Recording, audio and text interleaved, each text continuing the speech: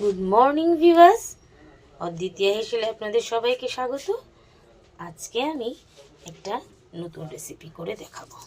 দেখুন, আমরা চিংড়ি মাছ তো সবাই খাই, মাথাটা আমরা ফেলে দিই, কিন্তু আমি এই মাথাটা দিয়েই ভালো একটা রেসিপি করে দেখাচ্ছি। তবে আসুন দেখি আমরা নতুন রেসিপি। তাহলে বন্ধুরা, আমি চিংড়ি মাছের মাথাটা ভালো করে ধুয়ে বেছে নিয়েছি। এবার আমি এটা নুন হলুদ দিয়ে অল্প একটু তেলে ভেজে নেব। গ্যাসে একটা কড়াই বসিয়েছি, কড়াইটা গরম হয়ে গেছে। এবার আমি এর ভিতরে দিয়ে দেবো তেল।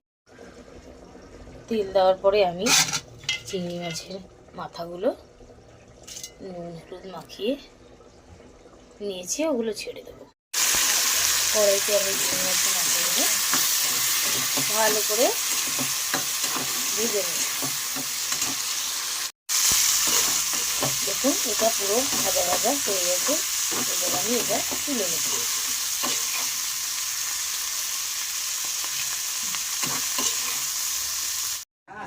ওই কড়াইতেই আমি আবার তেল দিয়ে দিলাম সামান্য পরিমাণে।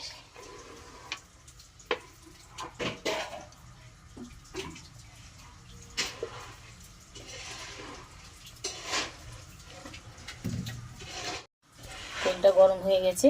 আমি প্রথমে এর ভিতরে 1 চামচ কালো জিরে দিয়ে দিলাম, তারপরে দিয়ে দিলাম শুকনো লঙ্কা কাঁচা লঙ্কা মিলিয়ে,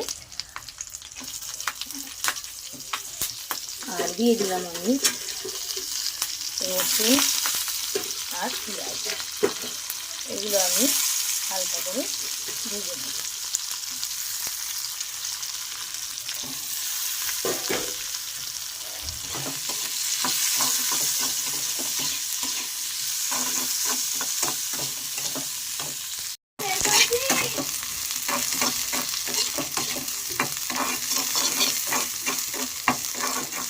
এবার আমি এর ভিতরে দেবো সামান্য নুন আর হলুদ।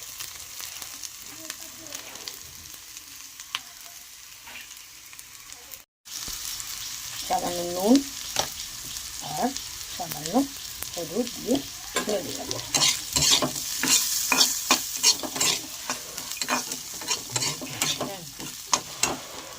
তাহলে বন্ধুরা, আমি ভাজাগুলো নামিয়ে নিয়েছি। এবার আমি এগুলোকে সবগুলো সঙ্গে মিক্সিতে বেটে নেব। দেখুন বন্ধুরা, এটা বেশি শিলে বাটলে ভালো হয়, কিন্তু আজকে জানেন সবাই ব্যস্ত জীবন লিভ করে, তাই জন্য অত সময় কারোর হাতে নেই। যে কারণে আমি এটা তাড়াতাড়ি হওয়ার জন্য মিক্সিতে বেটে নিচ্ছি।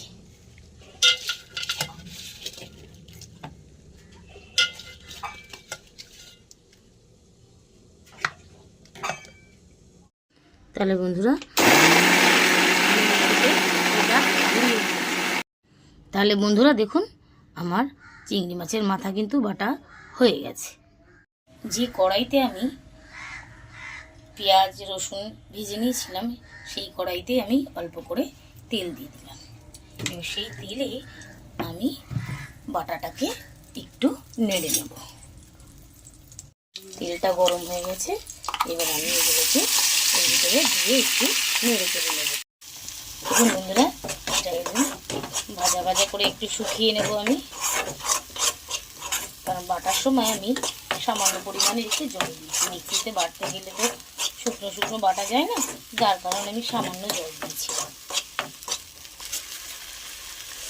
বাটার মধ্যে আমি এবার সামান্য একটু চিনি দিয়ে দিলাম টেস্টের জন্য। তাহলে গাইস দেখুন, আমার বাটাটা নেড়ে নিয়েছি, একটু শুকিয়ে গেছে। এটাকে এবার নামিয়ে নেব। হয়ে গেছে আমার বাটা। তাহলে চিংড়ি মাছ মাথা বাটা আপনাদের কেমন লাগলো রেসিপিটা অবশ্যই কমেন্ট করে জানাবেন।